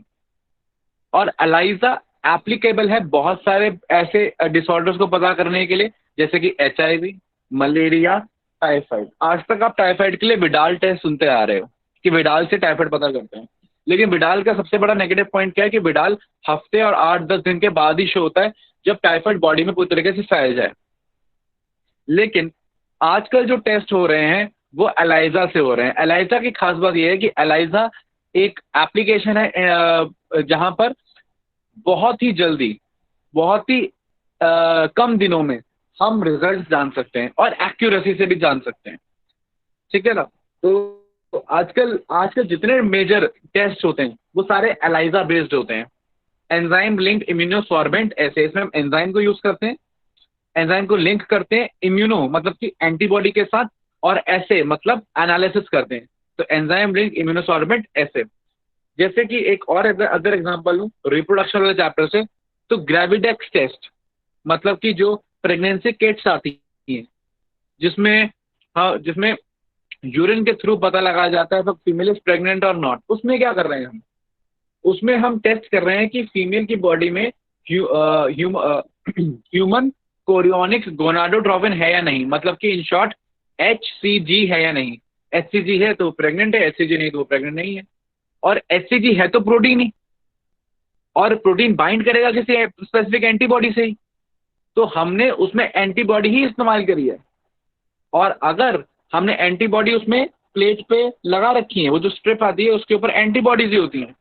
अब यूरिन रिलीज किया, अब उस यूरिन में अगर HCG होगा तो वो HCG जाके उस एंटीबॉडी से बाइंड करेगा, और बाइंड करेगा तो फिर हम एक पर्टिकुलर कलर से उसे डिटेक्ट कर लेंगे, और अगर वो बाइंड नहीं करेगा तो वो डिटेक्ट नहीं होगा। तो मतलब जितने बेसिक टेस्ट हैं वो सारे के सारे एलाइजा पे ही बेस्ड है। बल्कि आजकल के जो आपनी कोरोना किट्स की बात करते हैं, ठीक है, जो टेस्टिंग के लिए यूज हो रही है, वहां पे भी कहीं ना कहीं एलाइजा ही यूज हो रहा है। तो आजकल जितने टेस्ट हैं किसी भी पैथोजन के खिलाफ, वो सारे के सारे एलाइजा बेस्ड ही होते हैं। That is enzyme linked immunosorbent assay, जिसमें हम एंटीजन को through a monoclonal antibody test कर लेते हैं। इसलिए मोनोक्लोनल एंटीबॉडी का प्रोडक्शन बायोटेक्नोलॉजी के अंदर एक बहुत ही मेजर रिसर्च एरिया है।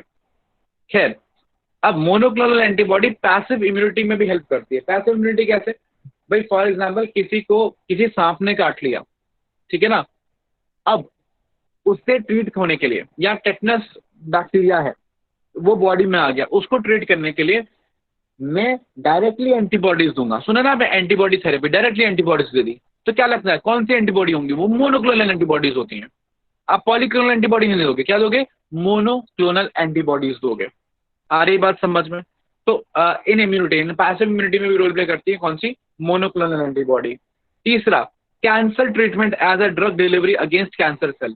अब देखो, मोनोक्लोनल एंटीबॉडी स्पेसिफिकली जाके एक पर्टिकुलर सेल से बाइंड करने की क्षमता रखती है, कैपेबिलिटी रखती है। लाखों करोड़ों सेल में से एक पर्टिकुलर सेल के ऊपर प्रेजेंट एक पर्टिकुलर प्रोटीन को पहचानने की कैपेबिलिटी रखती है, क्योंकि वो एंटीबॉडी वो हाईली स्पेसिफिक है, ये कैपेबिलिटी है उनकी। अच्छा, अब कैंसर में एक ट्रीटमेंट होता है जिसको बोलते हैं केमिकल थेरेपी। उसमें हम केमिकल लेते हैं और वो केमिकल जाके कैंसर सेल को डिग्रेड करता है।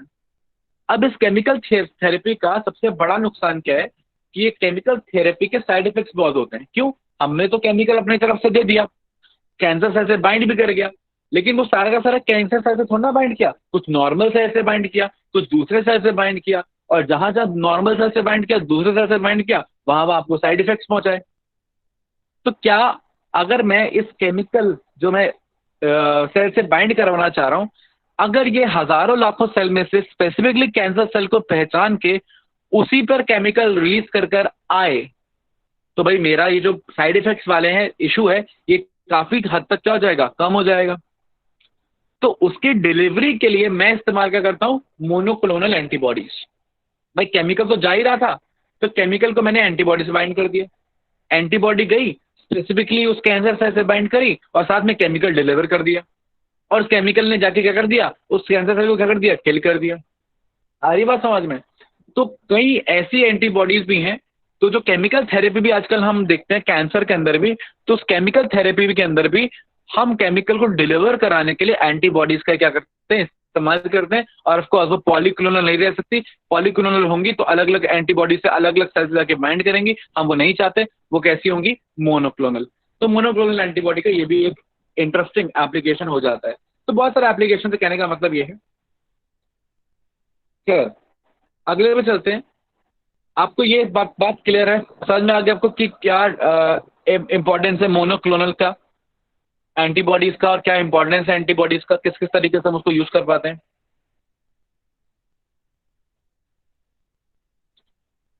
ये बात क्लियर है? आगे बढ़े? Yes sir.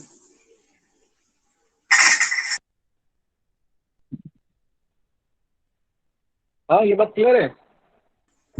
Yes sir. Okay, अगर आपको ये सारी बातें क्लियर है, ठीक है, तो आप अगले टॉपिक पे चल रहे हैं। और ये जो टॉपिक जो आपके सामने जो स्क्रीन है ना, ये एक ही स्क्रीन है, लेकिन ये आपके लिए फ्री के 4 नंबर हैं। इस टॉपिक के ऊपर क्वेश्चन आने की प्रोबेबिलिटी बहुत हाई है। इस पर क्वेश्चन आ जाता है, ठीक है, जो ये सामने आपके यहाँ स्क्रीन दी हुई है। तो अब आप एकदम ध्यान से इस टॉपिक को समझेंगे, क्योंकि इसके चांसेस या प्रोबेबिलिटी ऑफ क्वेश्चन क्या है? हाई है, ठीक है। खैर, अच्छा, अब आप मेरी बात, और ये बहुत ही सिंपल है, आप बस ध्यान से सुनिएगा। देखिए, इम्यूनिटी को मैं 2 तरीके से कैटेगराइज कर सकता हूँ। बहुत सिंपल सा मैं कहने समय कि भाई एक्टिव और पैसिव, ठीक है, एक एक्टिव और दूसरी पैसिव।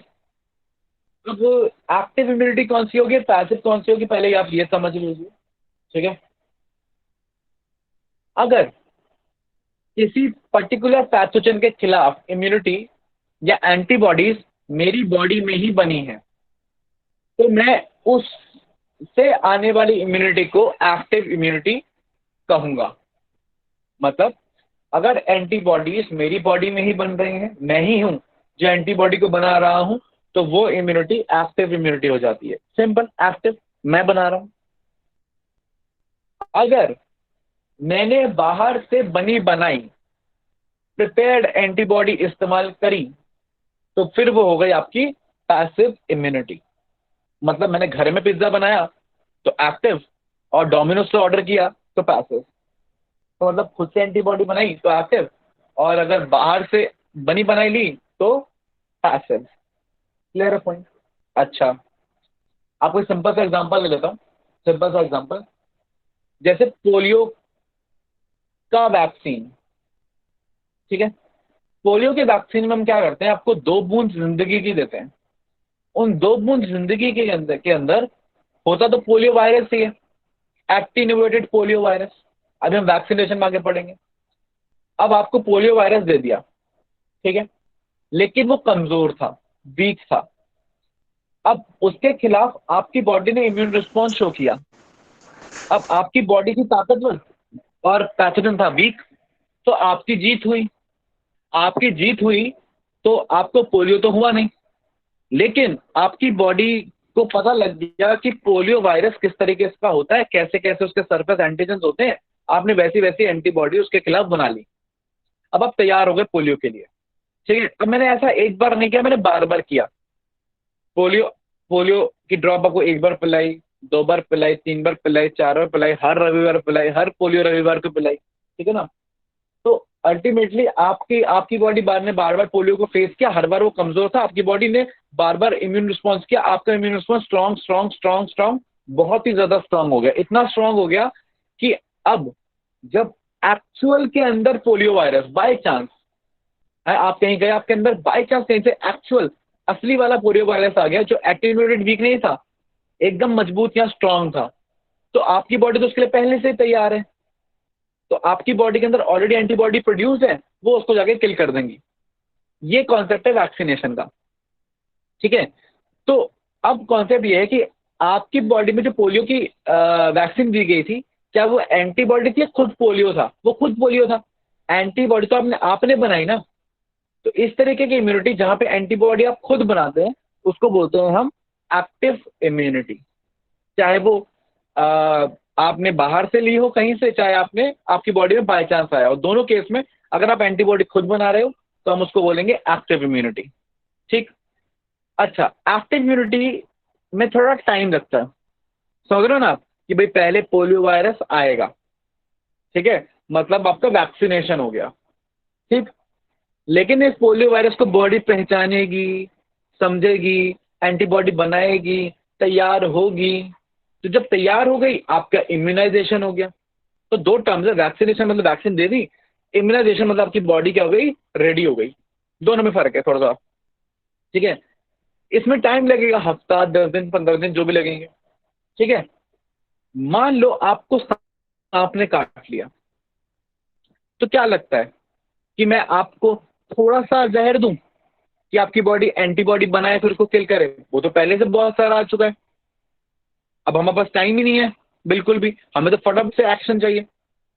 तो फिर मैं क्या करूंगा, फिर उस केस में मैं आपको वेट नहीं करूंगा कि आपकी बॉडी एंटीबॉडी बनाए, मैंने पहले से एंटीबॉडी बना के तैयार रखी हुई है। कैसे? मैंने जैसे कोबरा के अलग अलग स्पीसीज, या लेट्स से क्रेट या बंगारस के अलग अलग स्पीसीज, इन सभी स्पीसीज का हल्का हल्का जहर लेके, हल्का हल्का वेनम लेके मैंने हॉर्सेस यानी घोड़ों में इंजेक्ट किया हुआ है।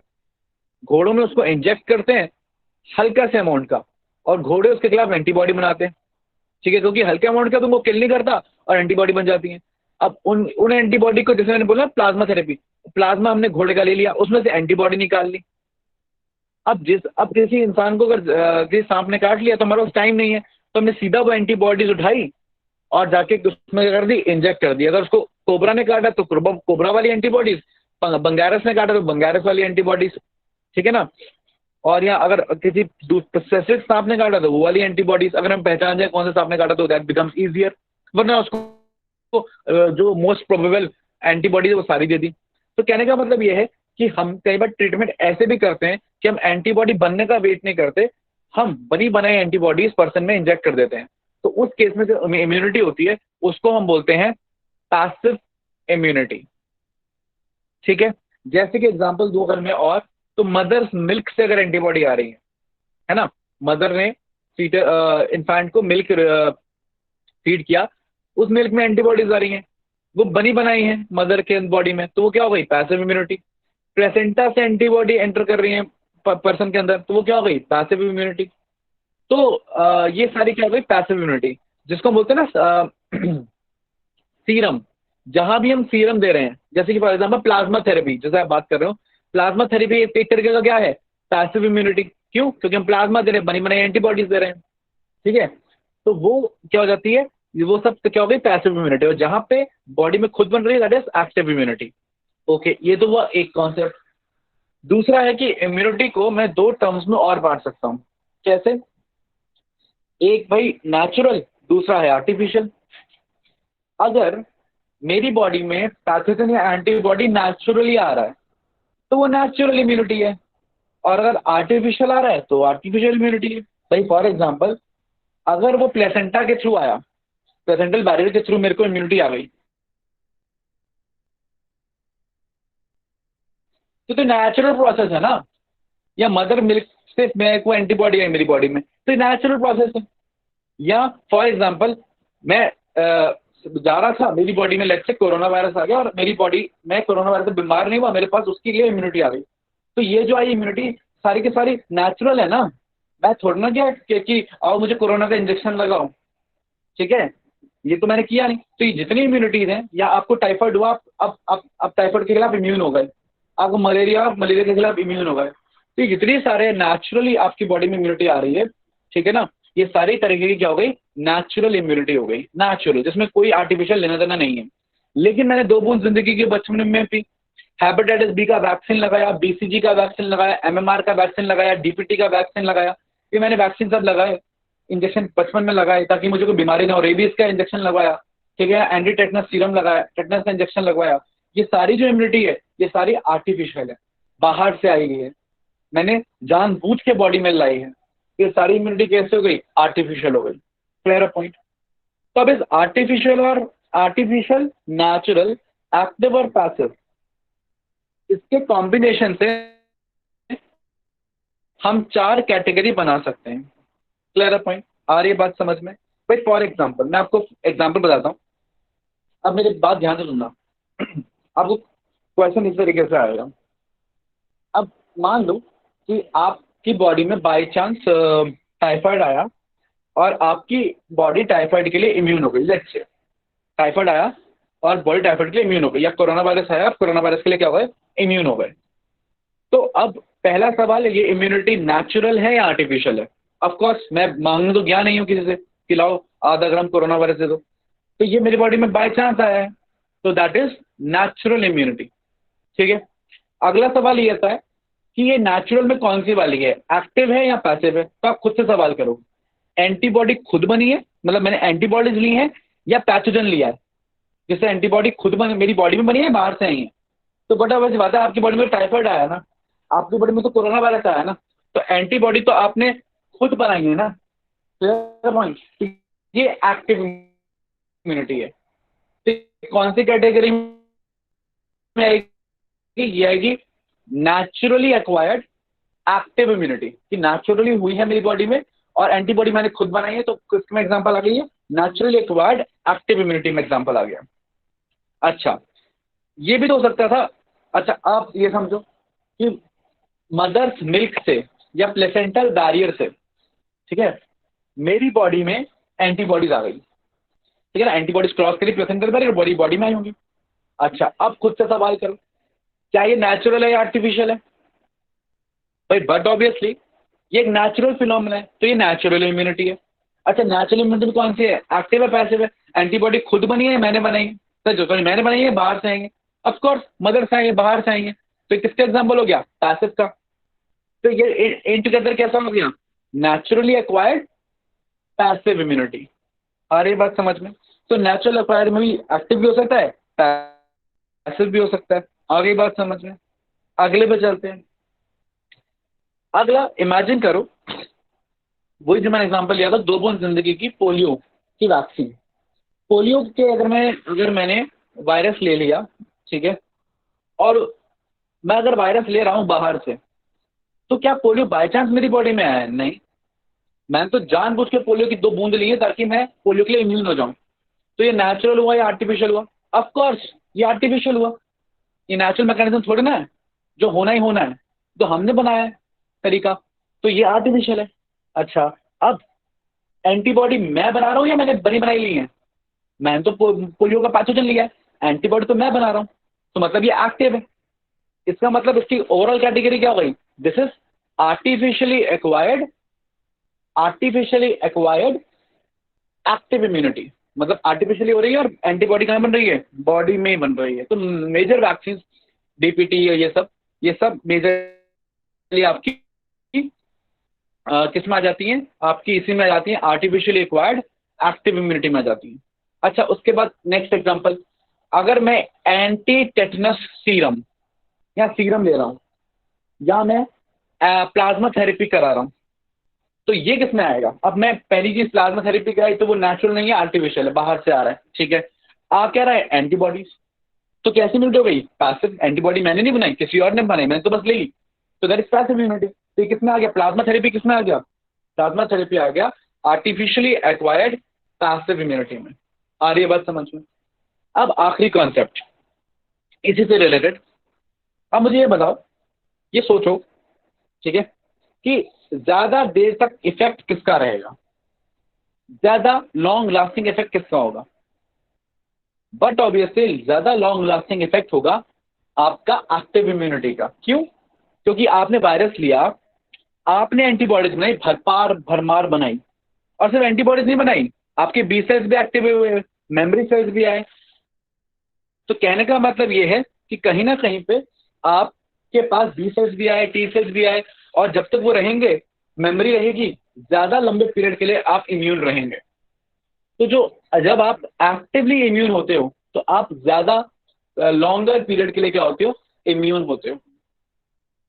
अच्छा, और आर्टिफिशियल वाला कैसा होगा? Short term, sorry passive immunity कैसी होगी? शॉर्ट टर्म होगी।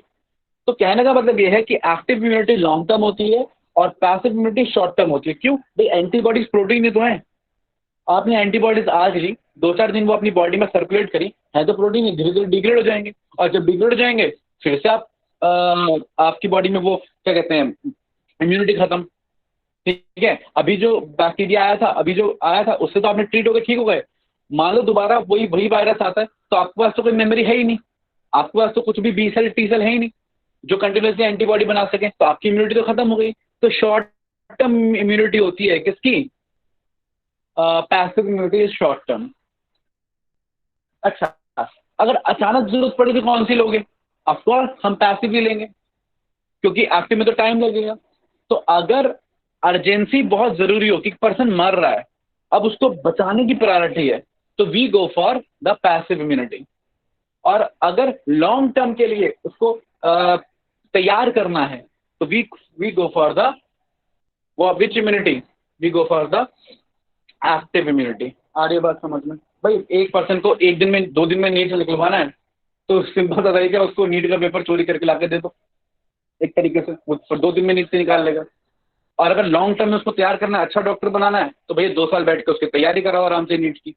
तो जो तैयारी करा रहे हैं वो एक्टिव इम्यूनिटी, और जो पेपर लाके चोरी करके दे दे रहे हैं कहीं बना बनाया, फिर रट्टा मार ले 180 क्वेश्चन का, वो कौन सी हो गई? Passive immunity. ऐसा समझ लो इसको। क्लियर है पॉइंट? आगे बात करें।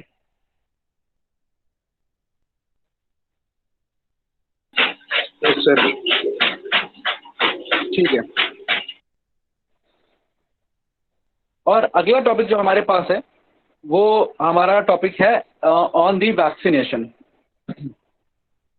अब देखो आपके सामने जो पिक्चर है ना, ये एडवर्ड जेनर की है, ठीक है। जो साइंटिस्ट है वो एडवर्ड जेनर है, जिन्होंने वैक्सीनेशन का ऑरिजिनेशन किया था, ठीक है ना। ये वो लड़का है जिसको पहली बार वैक्सीनेशन दिया गया था, ठीक है। अच्छा, ये बड़ी इंटरेस्टिंग स्टोरी है of vaccination from the Edward Jenner. ये आपको वैक्सीनेशन कॉन्सेप्ट बता रहा हूँ मैं आपका।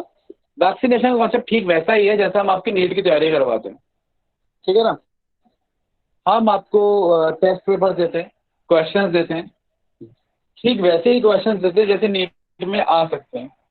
तो आप क्या करते हैं, उनको प्रैक्टिस करते हो, और जब एक्चुअल में नीट में क्वेश्चन आता है तो आपको उसका आंसर पता होता है, आपको उसका आंसर का क्या होता है, आइडिया होता है। वही वैक्सीनेशन है।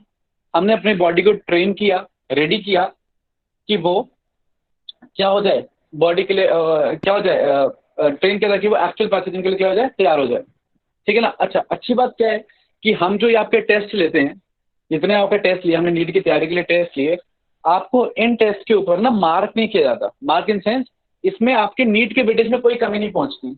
मतलब आप टेस्ट में 0 नंबर भी लाओगे तो उसमें नीट के स्कोर में कोई फर्क नहीं पहुंचेगा, है ना। तो इसलिए आप बिना डरे, बिना किसी परेशानी के इजीली आप टेस्ट लेते हो, ठीक है। तो ठीक वैसे ही वैक्सीन होते हैं, वैक्सीन कमजोर होते हैं, वीक होते हैं, या आपको बीमार करने के कैपेबल नहीं होते। तो आप इनको लेते तो हो, लेकिन ये आपको बीमार नहीं करते, इसका कोई नुकसान नहीं है। ये आपकी बॉडी के अंदर आते हैं, बस आपको बताते हैं कि भाई पैथोजन का स्ट्रक्चर ऐसा है, ऐसी एंटीबॉडी बना लो। Clear point.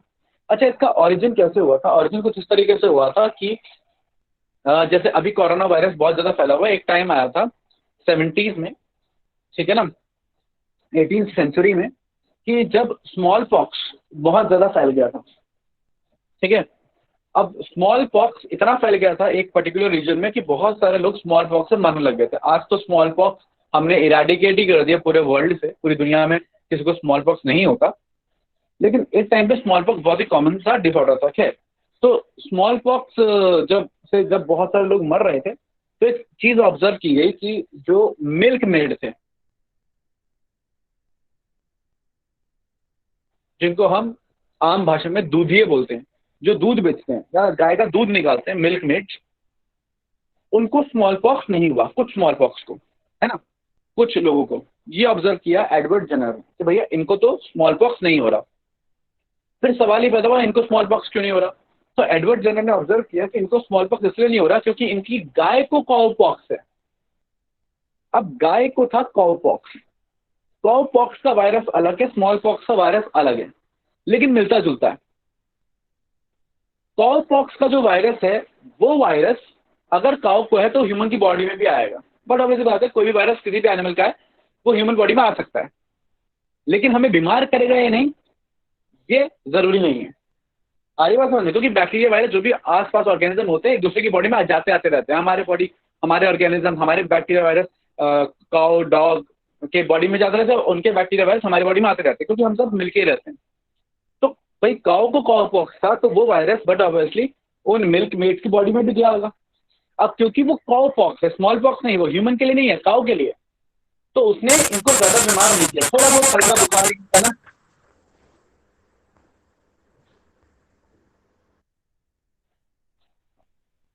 आवाज आ रही है मेरी? ये सर आपकी आवाज आ रही है।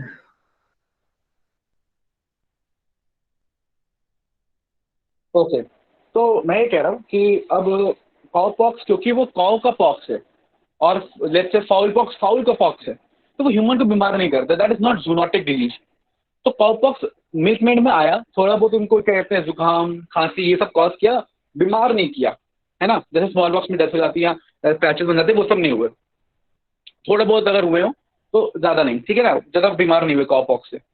अच्छा, अब काउ पॉक्स ने बीमार नहीं किया क्योंकि वो ह्यूमन को बीमार नहीं करता, उसकी कैपेबिलिटी नहीं है, ठीक है। लेकिन क्योंकि काउ पॉक्स स्मॉल पॉक्स से मिलता जुलता है, तो जो लोग काउ पॉक्स से इन्फेक्ट हुए वो मरे तो नहीं, क्योंकि वो कमजोर पैथोजन है, मतलब कि ह्यूमन के लिए, काउ के लिए तो बहुत स्ट्रांग है, ह्यूमन के लिए कमजोर है। लेकिन उनकी बॉडी में एक तरीके से एंटीबॉडीज बन गई काउ पॉक्स के खिलाफ, और वही एंटीबॉडी स्मॉल पॉक्स के खिलाफ भी काम कर रही थी।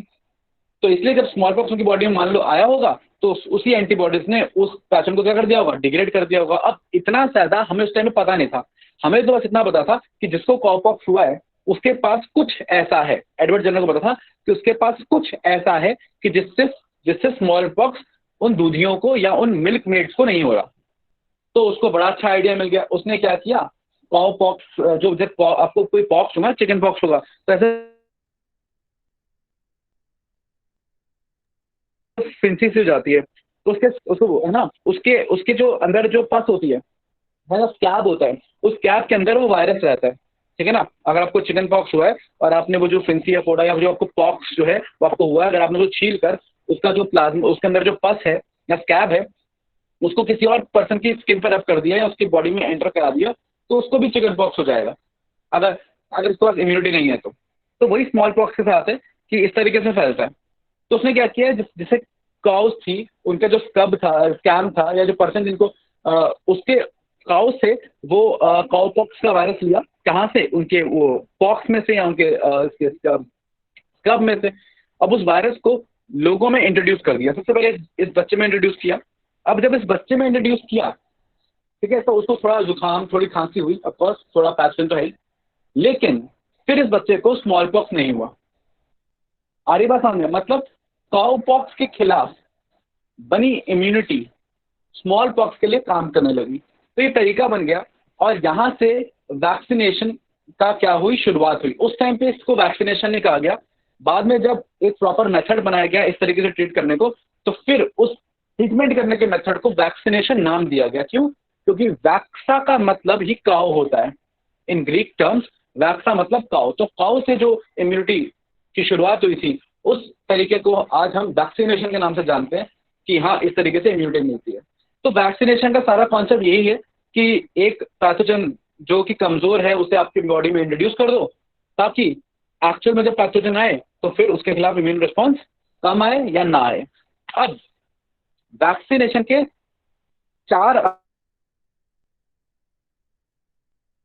तरीके हैं, ठीक है, 4 तरीके की वैक्सीनेशन आती हैं या हम आज कल पढ़ते हैं, उनको मैं 1 बाय 1 डिस्कस कर रहा हूँ। ये आखिरी टॉपिक का पहला टाइप ऑफ वैक्सीन में है एक्टिन्यूएटेड वैक्सीन। एक्टिन्यूएटेड मतलब कमजोर पैथोजन, मतलब ये पैथोजन अलाइव है, जिंदा है, ठीक है ना। जैसे पोलियो की वैक्सीन, पोलियो की जो आज हम वैक्सीन देते हैं, जैसे हम ओरल पोलियो वैक्सीन बोलते हैं या सैबीन वैक्सीन बोलते हैं, जो सैबीन ने बनाई है साइंटिस्ट ने, ये वैक्सीन जिंदा पोलियो वायरस है लेकिन कमजोर किया हुआ है। ये पोलियो कॉज नहीं कर सकता लेकिन है अलाइव। तो ऐसी वैक्सीन को हम बोलते हैं एक्टिन्यूएटेड या कमजोर वैक्सीन। सॉरी, वैक्सीन मजबूत है लेकिन पैथोजन कमजोर है। तो इसमें एग्जांपल में क्या क्या आता है, पोलियो, कौन सी वाली, याद रखना, ओरल पोलियो वैक्सीन, जिसको हम सभी वैक्सीन भी बोलते हैं। MMR, mumps, measles and rubella virus, mumps, measles and rubella virus के खिलाफ कंबाइंड वैक्सीन, उसको बोलते हैं MMR।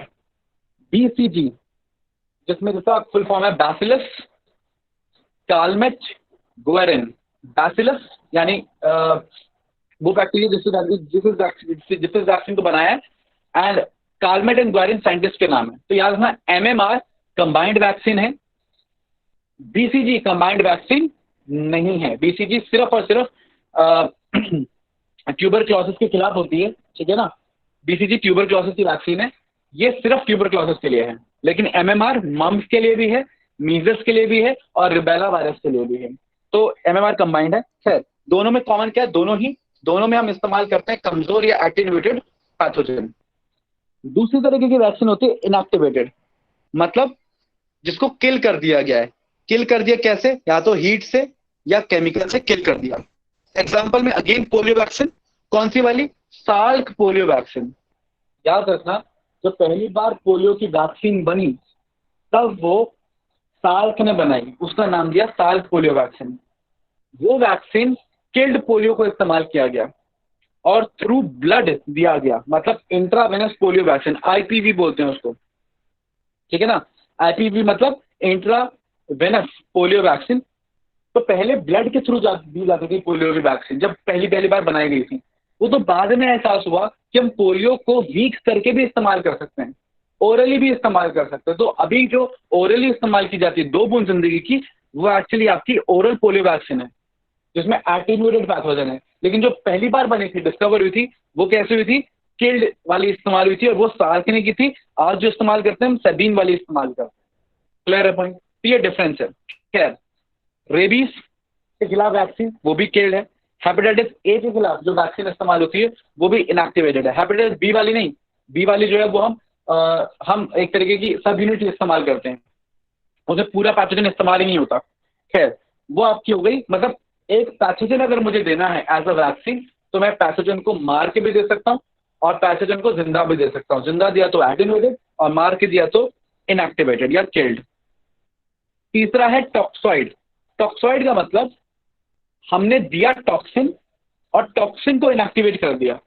भाई मैंने जैसे कि बताया टेटनस के अंदर मुझे टेटनस के बैक्टीरिया से दिक्कत नहीं है ना, मुझे दिक्कत है उसके प्रोड्यूस होने वाले टॉक्सिन से।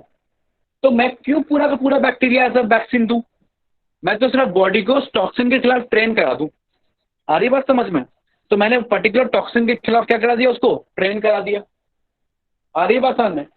तो मैंने उस भाई मुझे एनिमल किंगडम पढ़ना तो सारे एग्जांपल नहीं रटने, एनसीईआरटी ने 4-4 2-2 एग्जांपल दिए, वही रटने। तो सिंपली पूरा मैं क्यों सारे के सारे दुनिया से जहां के एनिमल्स रटूं? तो सिमिलरली पूरा पैथोजन के सारे एंटीजन्स क्यों रटूं मैं?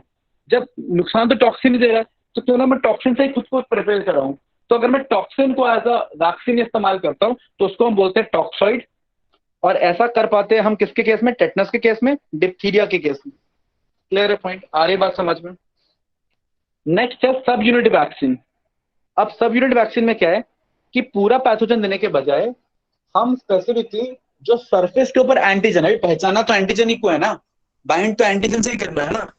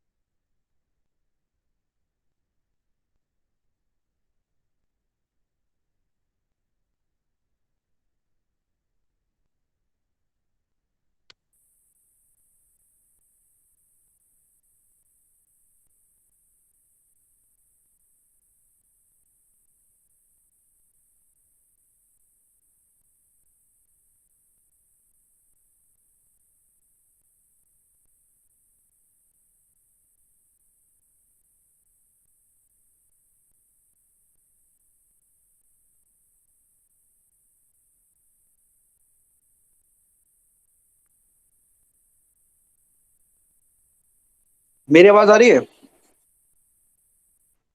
Yes sir. ये सर आपकी आवाज आ लास्ट रही है। लास्ट क्या समझ में आया आपको? सर आपकी स्क्रीन नहीं आ रही बस। नहीं स्क्रीन छोड़ो अभी,